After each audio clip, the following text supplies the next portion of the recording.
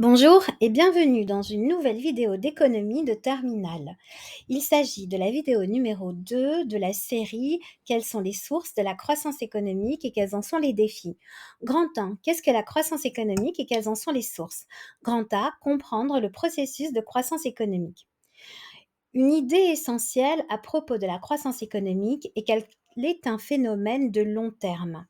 Et ce que l'on vous présente habituellement dans la presse comme de la croissance est en réalité un taux de croissance trimestriel, voire un taux de croissance annuel, qui correspond à ce que les économistes appellent plutôt de l'expansion.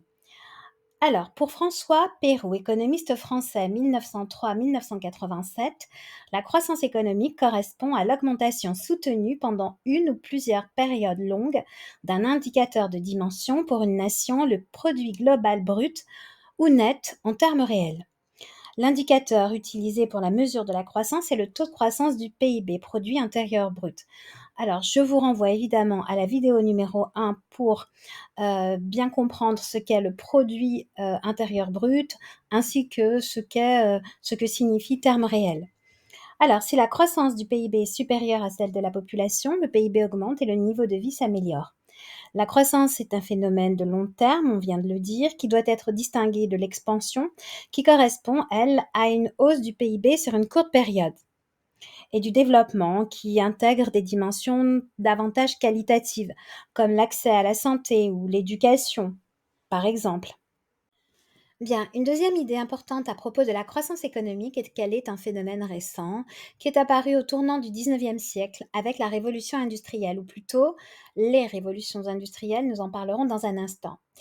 À l'écran, vous avez un document STAT qui est extrait de l'ouvrage d'Angus Madison, L'économie mondiale en perspective millénaire, aux publications de l'OCDE 2001. Le document est intitulé Évolution du PIB par habitant dans différentes régions du monde depuis 2000 ans en dollars de 1990.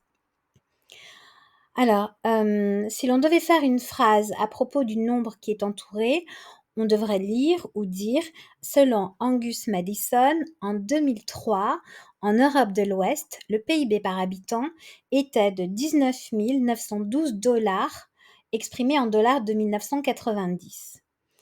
Alors, lorsqu'on regarde ce document, au niveau mondial, à partir de quand peut-on parler de croissance? Eh bien, je l'ai entouré en rouge au bas du tableau. On voit bien qu'entre l'an 1 et 1820, la production et le niveau de vie ont quasiment stagné.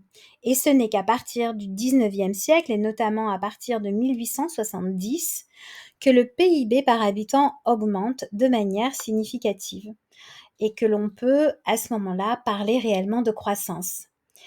Le PIB par habitant au niveau mondial est notamment doublé quasiment entre 1870 et 1913, donc en l'espace de 43 ans, alors qu'il avait évolué très peu en 50 ans sur la période précédente.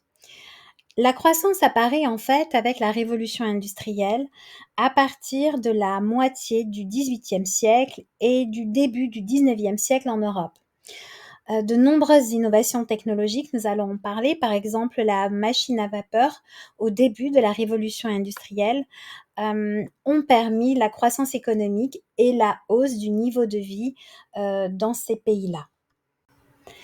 J'ai utilisé le tableau d'Angus Madison pour calculer le nombre de fois que le PIB par habitant de l'Europe de l'Ouest est supérieur à celui de l'Afrique. Je ne sais même pas si ça se dit tout à fait en français. En tout cas, j'ai calculé un coefficient multiplicateur. Je vous renvoie à la série de 5 vidéos sur les outils et les savoir-faire mathématiques applicables au SES. Donc, on observe qu'en l'an 1000, le PIB par habitant d'un habitant de l'Europe de l'Ouest est de 427 dollars. Il est de 425 dollars pour un habitant de l'Afrique. Ce qui signifie, lorsqu'on rapporte 427 à 421, que le PIB par habitant, le niveau de vie est équivalent, puisque la division est de 1. En 1870, cette fois, on observe que le niveau de vie en Europe de l'Ouest est 4 fois supérieur à celui de l'Afrique. 1960 dollars d'un côté et 500 dollars de l'autre. Donc je divise 1960 par 500, ce qui me donne 3,92 et je peux donc dire que en l'an 1870, le niveau de vie d'un Européen de l'Ouest est près de 4 fois supérieur au niveau de vie d'un Africain.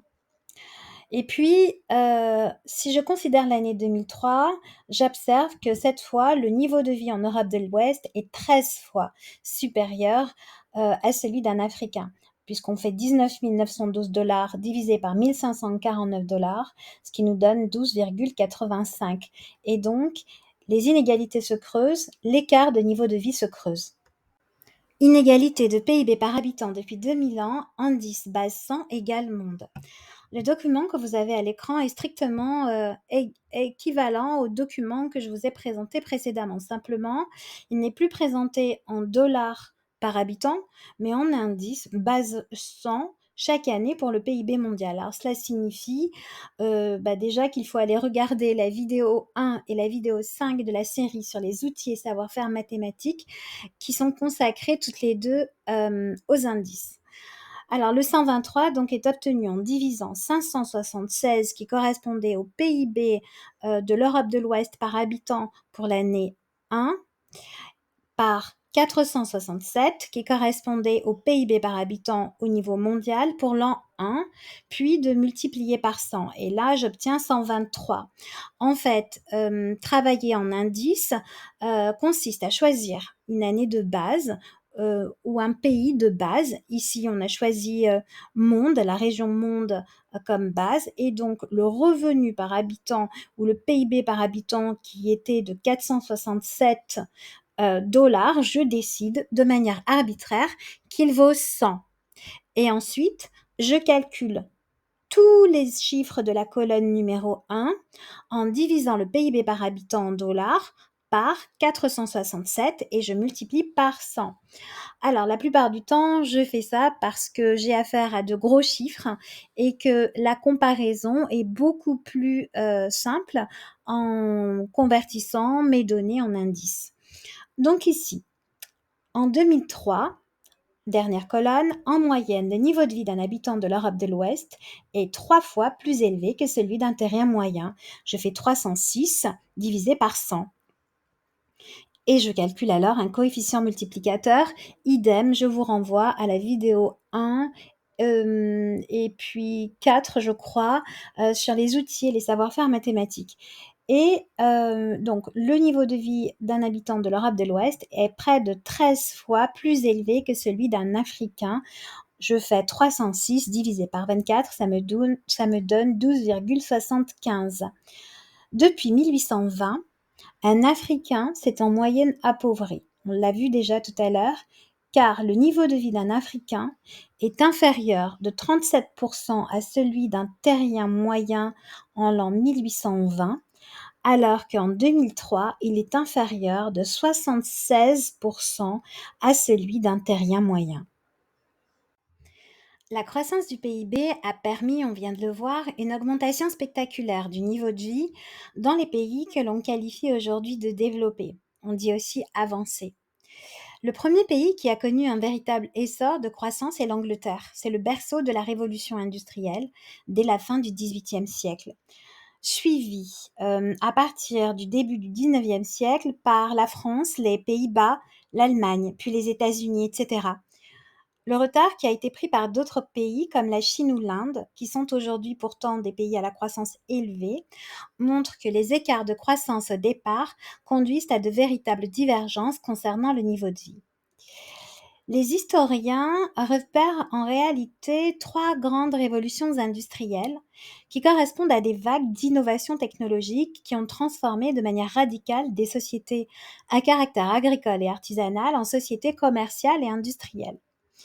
Alors, la première révolution industrielle, donc en Angleterre, le berceau c'est l'Angleterre, correspond en fait à l'introduction de la machine à vapeur qui a été brevetée par James Watt en 1769, je crois, et qui est devenue une source artificielle d'énergie et qui marque donc le début de la période de transformation, puisqu'une seule machine à vapeur pouvait donc faire fonctionner toutes les machines d'une usine.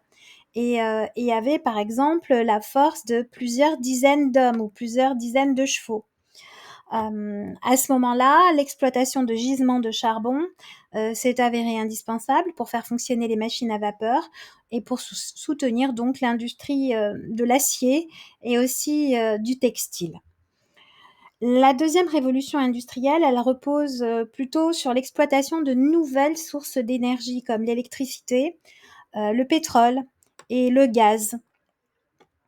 Donc, ces nouveaux secteurs de production acquièrent une importance très importante et vont permettre le développement notamment de l'industrie automobile avec le moteur à explosion. La troisième révolution industrielle, elle débute plutôt dans les années 70, 1970, et elle correspond à encore une nouvelle étape de transformation technique. Ici, c'est l'énergie nucléaire qui fait son apparition et le développement de nouveaux secteurs comme l'électronique ou l'informatique. Grand B, les sources de la croissance, travail, capital et PGF, productivité. Alors, d'où vient cette croissance économique ?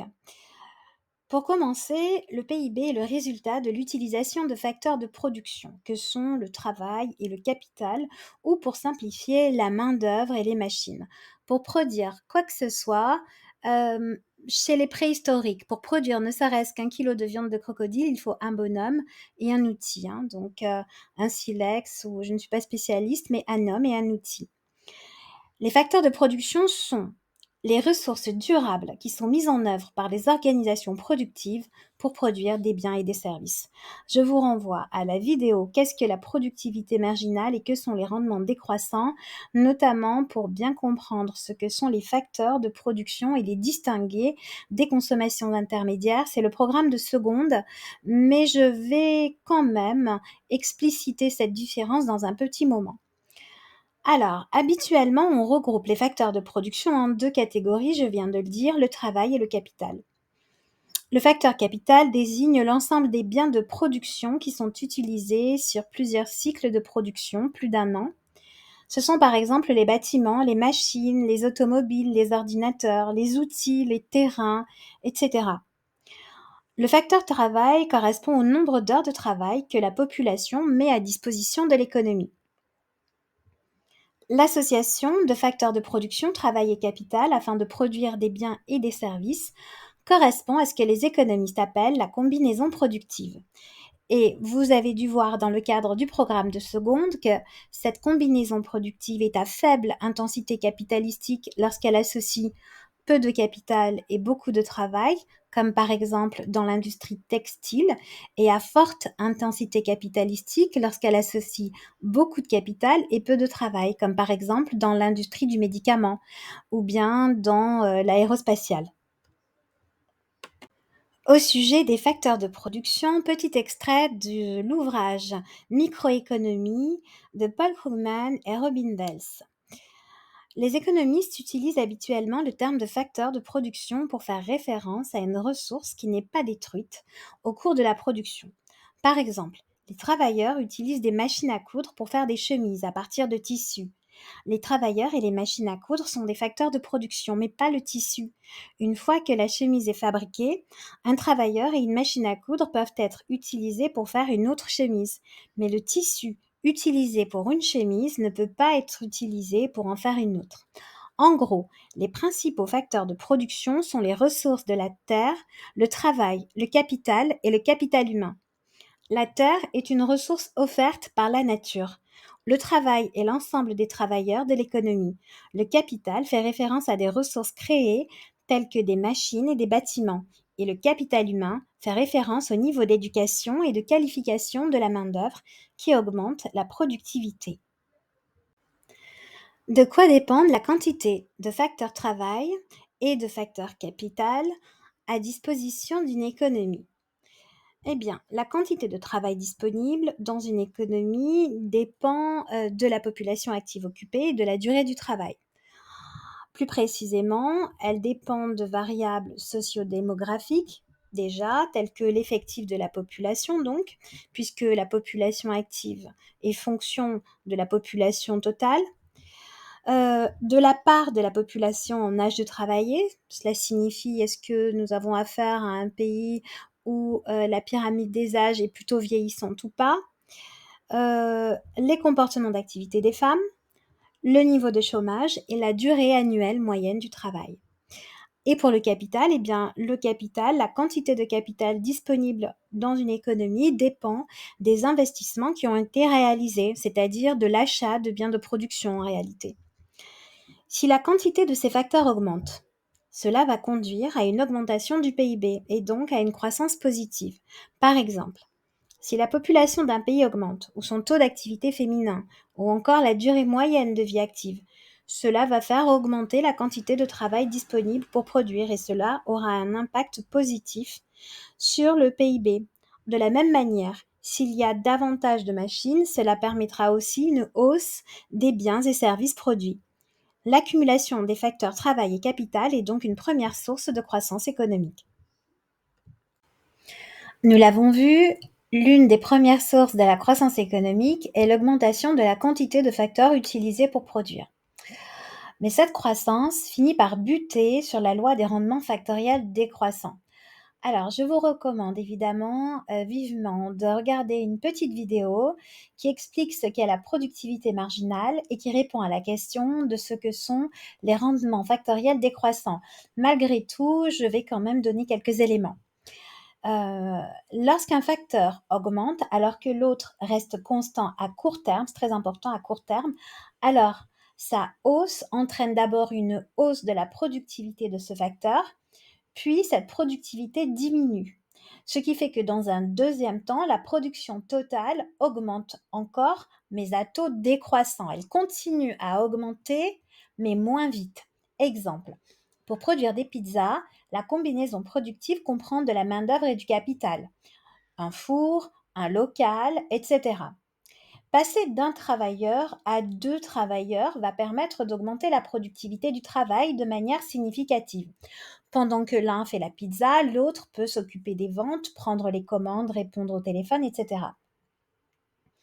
L'introduction d'un troisième travailleur verra aussi l'augmentation de la productivité du travail et de la production. Il pourra par exemple se spécialiser dans l'emballage, par exemple. Cependant, l'introduction d'un quatrième puis d'un cinquième travailleur va entraîner une augmentation de plus en plus faible de la production. En effet, certains travailleurs seront peu occupés car par exemple le four peut contenir un maximum de 8 pizzas et les travailleurs vont finir par se gêner. La combinaison productive se retrouve ici face à la loi des rendements factoriels décroissants. La hausse de la production finit par s'épuiser. C'est la même chose si l'on multiplie le nombre de machines sans augmenter le nombre de travailleurs. Il faut des travailleurs pour faire fonctionner les machines. Ainsi, accumuler des facteurs de production est une première source nécessaire de croissance économique, mais qui atteint des limites si on ne peut améliorer l'efficacité de leur utilisation. C'est ce que nous allons voir maintenant. Ainsi, l'efficacité de l'utilisation des facteurs ou l'efficacité de la combinaison des facteurs est une source majeure de croissance économique. Cette efficacité des facteurs, elle se mesure par des indicateurs de productivité qui résultent du rapport entre le niveau de production ou la valeur de la production au numérateur donc, et la quantité de facteurs utilisés, capital et travail, au dénominateur. La plupart du temps, on calcule de manière séparée la productivité de chaque facteur, en volume ou en valeur. Par exemple, si je veux calculer la productivité du travail, je peux calculer le nombre de tonnes de blé par travailleur ou bien je peux calculer la valeur de la production de blé par travailleur. Elle est souvent qualifiée, cette productivité du travail, d'apparente parce qu'en réalité, elle dépend également du capital qui est utilisé. Par exemple, la productivité du travail du moissonneur va augmenter s'il utilise une moissonneuse-batteuse, intégrant beaucoup de progrès techniques. Cette productivité du travail, elle peut être mesurée par tête, par travailleur donc, ou par heure. La croissance de la production dépend donc de l'évolution de la quantité de chaque facteur, mais aussi de leur efficacité. Lorsque l'on cherche à expliquer le niveau de la croissance par l'évolution du volume de chaque facteur, on n'épuise pas le niveau global de cette croissance, car l'efficacité des facteurs n'est pas prise en compte. Une fois que l'on a calculé la contribution du volume de chaque facteur, ce qui reste, le résidu, est ce qui n'est pas expliqué par l'évolution de la quantité des facteurs. Ce résidu que l'on ne peut pas mesurer directement, c'est la productivité globale des facteurs, la PGF. Considérons le tableau que vous avez à l'écran. Si l'on considère par exemple l'Allemagne. L'Allemagne obtient un taux de croissance de 2,4% en 2017, ce qui signifie que le PIB allemand a augmenté de 2,4% sur l'année 2017. Le facteur capital a contribué pour 0,4 points à ce taux de croissance. Le facteur travail a contribué pour 0,8 points à ce taux de croissance de 2,4%. 0,8 plus 0,4 nous donne 1,2%, ce qui signifie que dans les 2,4% de croissance économique, la moitié de cette croissance s'explique par l'accroissement de la quantité des facteurs de production. Malgré tout, l'addition de ces deux contributions ne permet pas d'expliquer la totalité du taux de croissance. On fait 2,4 moins 1,2. Et en effet, 1,2 points de pourcentage à l'intérieur des 2,4 correspondent à la contribution de la PGF. Ce résidu, c'est la productivité globale des facteurs, donc. Elle dépend de la technologie contenue dans les machines, de la capacité des travailleurs à bien les utiliser, du cadre institutionnel. En fait, la PGF est tout ce que l'on n'a pas réussi à mesurer. La PGF représente le progrès technique au sens large, constitué de tous les nouveaux procédés de production ou produits qui améliorent le processus de production notamment. Contribution respective des quantités de facteurs et de la PGF et donc du progrès technique à la croissance. Considérons de plus près le tableau statistique vu précédemment, variation annuelle du PIB en pourcentage et contribution des facteurs de production en points de pourcentage en 2017. Dans la dernière colonne du tableau, ligne France, les 2,2% de taux de croissance signifient qu'en France, en 2017, le PIB a augmenté de 2,2% sur l'année. Bien. D'un point de vue purement mathématique, du point de vue du calcul seulement, ces 2,2, on le voit bien, viennent de l'addition des contributions. Moins 0,1 pour la contribution du travail, 0,7 pour la contribution du capital et 1,6 pour la contribution de la PGF. Lorsque l'on fait la somme, on obtient effectivement 2,2. Alors, de manière plus précise, la contribution de la PGF correspond à la soustraction du taux de croissance économique et des contributions du travail et de la contribution du capital en points de pourcentage. 2,2 moins 0,7 pour la contribution du facteur capital, plus cette fois 0,1 nous donne effectivement 1,6. Donc, en France, la hausse du PIB en 2017 s'explique par la contribution du facteur capital à hauteur de 0,7 points de pourcentage, à la contribution négative cette fois-ci du facteur travail et à la contribution de la PGF à hauteur de 1,6 points de pourcentage. On qualifie la PGF de résidu parce qu'elle est calculée de manière résiduelle en retranchant au taux de croissance observé les contributions respectives du facteur travail et du facteur capital. Si on prend le Royaume-Uni, la PGF, la contribution de la PGF, quatrième colonne, correspond à la soustraction 1,8, taux de croissance en pourcentage, moins la contribution du facteur capital 0,5 points, moins la contribution du facteur travail, moins donc 0,7, ce qui donne 0,6. La PGF est bien un résidu, c'est ce qu'il reste une fois que l'on a retranché les contributions du travail et la contribution du capital en points de pourcentage au taux de croissance en pourcentage. Calcul de la part relative de la contribution de la PGF à la croissance des États-Unis en 2017, pour s'entraîner un peu pour le baccalauréat. Je vous renvoie d'ailleurs à la vidéo, à la série de vidéos sur les outils et savoir-faire mathématiques, vidéo 1 et 2 surtout. Alors, on prend la partie ou la part ou le sous-ensemble, donc 0,7, qui correspond à la contribution de la PGF et on divise par l'ensemble, c'est-à-dire 2,1, on obtient 0,3333, etc.